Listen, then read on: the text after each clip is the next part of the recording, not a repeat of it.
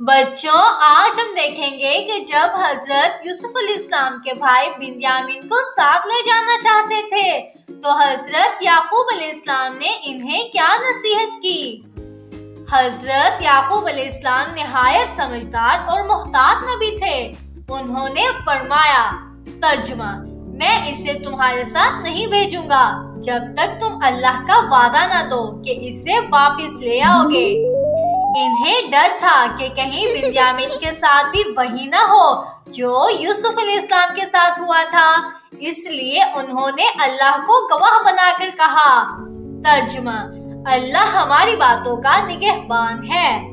پھر حضرت یعقوب علیہ السلام نے ایک اہم نصیحت کی۔ ترجمہ: ایک ہی دروازے سے داخل نہ ہونا، الگ الگ دروازوں سے جانا تاکہ لوگ حسد یا بدگمانی میں نہ پڑیں، مگر ساتھ ہی فرمایا۔ ترجمہ: اور بھروسہ تو صرف اللہ ہی پر کرنا چاہیے۔ بچوں، احتیاط کرنا اچھا ہے مگر اصل حفاظت ہمیشہ اللہ کے ہاتھ میں ہوتی ہے۔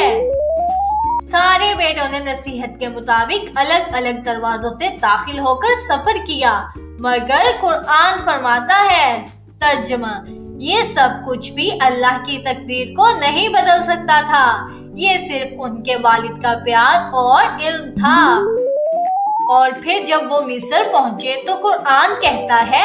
ترجمہ: جب وہ یوسف علیہ السلام کے پاس داخل ہوئے تو یوسف علیہ السلام نے اپنے بھائی بنیامین کو اپنے قریب جگہ دی۔ امی جان، آگے کیا ہوا؟ بیٹا، اس سے آگے کیا ہوا وہ ہم جانیں گے اپنی کہانی کے اگلے حصے میں۔ تب تک کے لیے خدا حافظ۔